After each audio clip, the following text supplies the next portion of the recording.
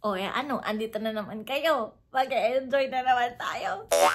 Kabahan na naman ako. Fina-follow ko talaga lahat ng mga suggestions and recommendations nyo. Like yung Puyat, panoorin ko. Like, manood din ako ng mga show break for all ng mga old videos nila. I mean, ginagawa ko din talaga yun everyday. But I guess you guys wanna see the reaction din ng kinikilig ako or natatawa ako every time yung nagkakamali sila. Gagawin ko din naman yun. But, you know, priority natin is yung bias ko for today's. Like, for the nagiging series na to actually. Kwento ko lang, kanina, nakita ko may nag-comment na ang pangalan niya, Itlog ni Pablo. Natatawa lang ako kasi naalala ko yung Itlog ni Pablo. Itlog ni Pablo. Timang talaga sa style. Anyways, the best way to do this series is to do it in chronological order. Ang next song natin papakinggan is Kellan together with his brother. If you're new here, welcome to my fangirling moment. Welcome to my diary of Debs! Ang diary na ito ay hatid sa inyo ng SB19 with Ninang Duncan, Ninang Pure Gold. So let's start.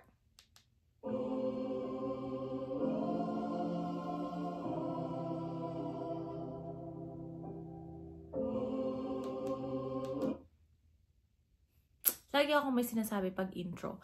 This one is giving me multo. Bakit ganon? Parang medyo horror vibes.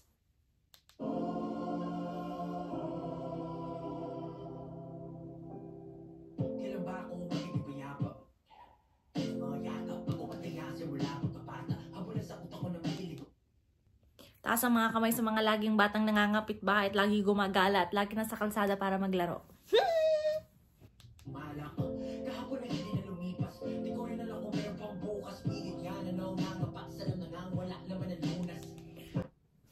Naman tayo sa Tagalog. Ang hirap-hirap intindihin, Pablo. Kaya ko to, Tagalog lang to. Pilipino ko eh. Alam ko yan. Hirap lang unawain talaga, Pablo.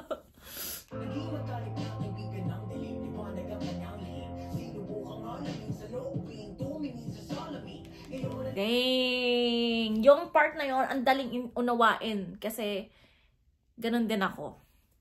Ganun din ako. Mga nililihim ka.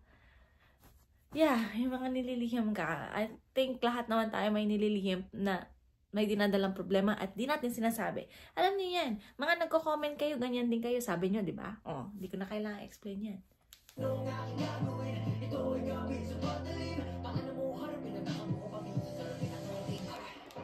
Kilabot ako. Tuloy naman ako sa kilabot serye ko. Tapos, hindi naman din kita sa camera. Para siyang horror talaga. Ang galing. Ito na naman. Parang namang underrated na naman ng mga songs na to.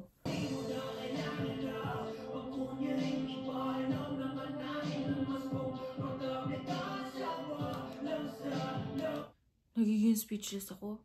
It feels like Pablo is talking to us. Like, ilang beses ko na itong sinabi sa mga previous videos ko. Alam mo yung hindi ka naman kilala ni Pablo pero kilala ka niya? Alam mo yan?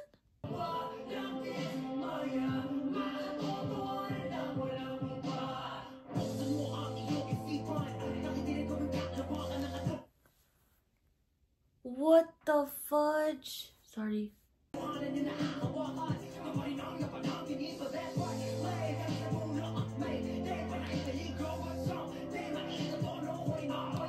Yeah.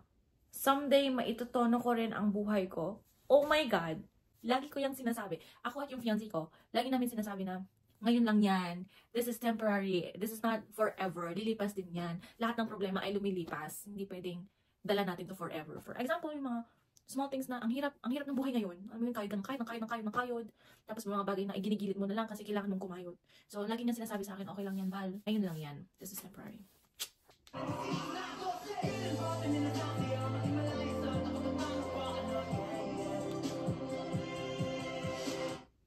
Para sa lahat ng mga taong may anxiety at mga takot sa future nila.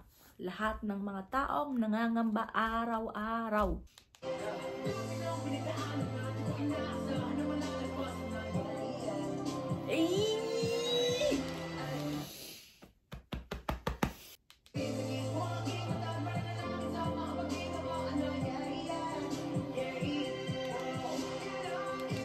Akala ko horror yung vibe. Sa simula lang pala.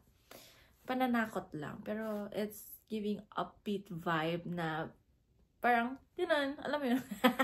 Magaan na. I think it's because patapos na yung track natin in chronological order natin sa track. So parang lumuluwag na sa pakiramdam. Di ba yung mga previous videos ko, like sinasabi, ang bigat sa pakiramdam. Pero ngayon, medyo okay na.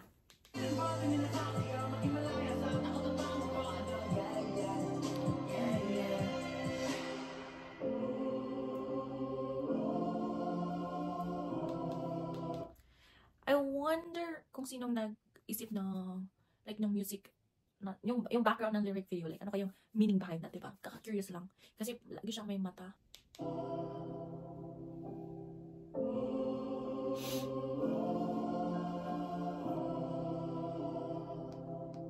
Ako'y nagising na sa malalim na pagtulog. Teka lang, ba't parang bangungot? At nagising na siya sa kanyang bangungot? Kung magalaw ang tuhod, patulad na ako makahugot ng hininga at parang nalulunod. Ang pakiramdam ko ay nalulumo. Pagpansin ko ay parang ganda talaga ng boses nito. Sila magkapatid is very supportive. This is the kind of sibling love that I hope everybody experiences. I know, naintindihan ko na hindi lahat ay nakakatanggap ng ganitong pagmamahal at suporta. Pero this is Pablo and his family is such a good example na ito yung perfectly imperfect na family. Na madaming pinagdadaanan pero andun pa rin ang isa't isa. Tapos napaka-supportive. Like ko sinasabi yung supportive kasi hindi lang si Pablo yung naging supportive sa kapatid, sa magulang, but sa buong crew SB19 team behind the cameras as well. Nakikita sa mga videos talaga. Tsaka sa mga other artists, napaka-supportive niya. Alam nyo yan. Talagang pinagtatanggol niyo yung OPM at P-pop. Alam nyo yan. Hindi ka pa na makarinig sa akin mga ungo. Hindi ako marunong. Humingi ng tulong. Ako lang ang guro. Sa mga pasubok. Kahit na lumulubok. Kahit na nalulubok. Sugod na sugod. Kahit hindi matumbok. Yes. Sa lahat ng mga taong, subok nang nansubok. May times ako na pag may problema, alam niyo yan, hindi naman natin sinasabi yung mga problema natin. Tapos tayo lang yung subok ng subok. Kahit hindi naman natin alam kung ano talagang like, the result. Ano ba ang Tagalog? Basta, we don't even know what the result is. But we always keep trying our best. That's what's more important. Diba may kasabihan na, at least I tried. I did my best. I did my part. And you know, for yourself, you exerted a lot of effort. If it's not for you, it's not for you. If it's for you, then good for you.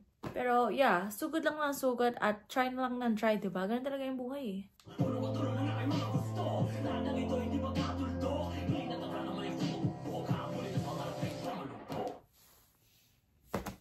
Oh my God! Para sa akin tong kanta na. Kahit daw malumpo, abutin ang pangarap. Para sa mga hindi naman nagtatanong, pero i-share ko na lang din ako po ay nagtatrabaho sa airport. At the same time, ako ay nag-aaral ng pagpipiloto. I mean, piloto naman na ako. Pero, tapos na po ako ng commercial pilot license for single engine land. So, yung isa lang yung makina na umaandar sa harapan ng aeroplano. Yun, nakakapagpalipad na ako mag-isa, na may kasamang pasahero. Pero, nagtatapos ako ng isa pang lisensya. Like, flight instructor yung tinatapos ko. Ang hirap-hirap makatapos nun. At yun yung isa sa mga, alam mo yun, isa sa mga pinag-iisipan ko lately. Ewan ko kung napanood yung mga previous videos ko na pangarap ba o pamilya, pag malayo, so on and so forth. Anyways, fast forward. It felt like he was talking to me. Pablo is talking to me. What the hell? Hi, Pablo!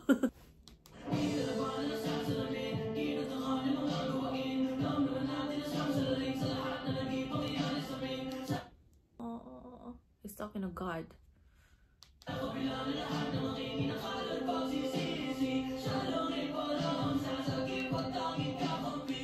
Yeah. He's talking to God. Naniyak no!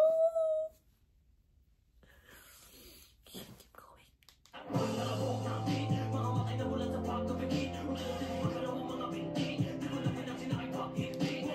What the hell? Di ko ko na-expect yung boses niya maging ganun. Very shocking talaga yung kakayan nilang magkapatid, no?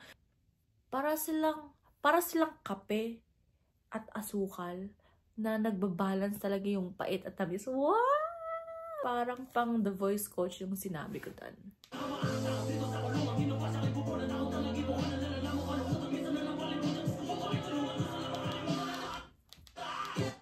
Galing.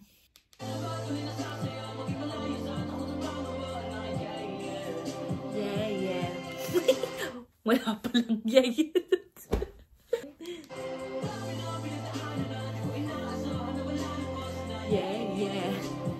Yeah. Dapat ganun yung ano, diba? Yung 18 chant. Mga freezer, mga taga-freezer, mga hotdogs dyan. Dapat pag kinakanta na, yeah. Pag gano'n nila, sa tayo naman, yeah. Ah, talino ko. Gawin niyo yun. Comment kayo, yeah.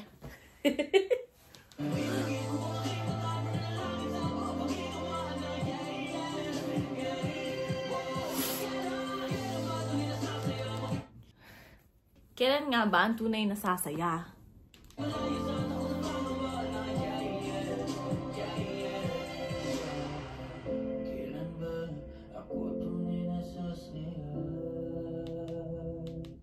Medyo nalilito na ako kung kanino yung boses, kung kay Brother Josue ba? Or kay Pablo? Kasi pareha silang magaling.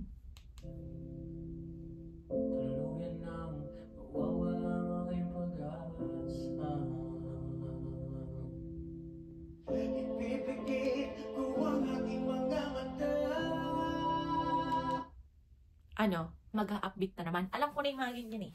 Tapos magugulat ako. Tapos mangingilagot ako. Alam ko na yan. Huwag niyong anihin dito. Pero hindi ko alam kung tama ba yung intuition ko.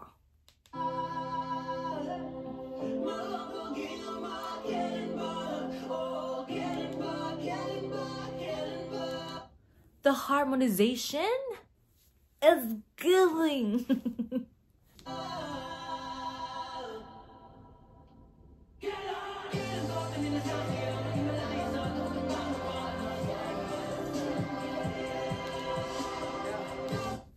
Sabi ko sa inyo, puro yeye. Gaganyan tayo dun sa concert, oh. Di pa ako nakaka-attend ng concert nila. Sad.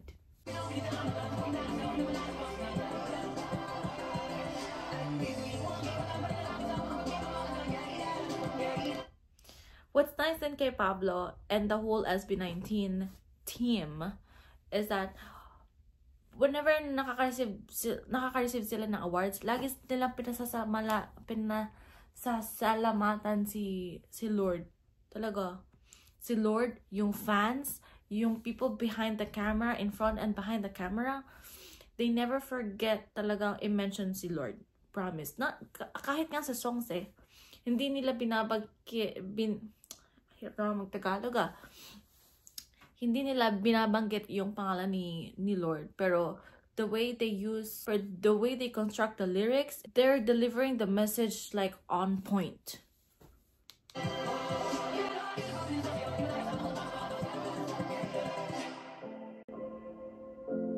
That's nice.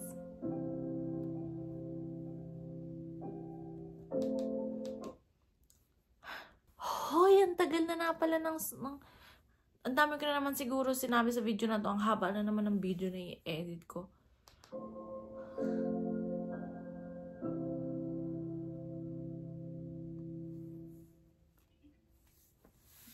Oh, nag-enjoy ba kayo? Tulad ng paano ako nag-enjoy. May nalaman na naman akong bagong kanta na underrated, na feeling ko kailangan kong ipalaganap sa buong mundo na naman. Sana, kiss yun ninyo. Ikaw, para sa'yo, ano yung pinaka-underrated na song niya sa Alone album? Kasi feeling ko it's this one and yung isang song niya na Presyon. So, I hope to see you guys more around here at this channel. And welcome to my diary of Dibs. Yun lang. Bye!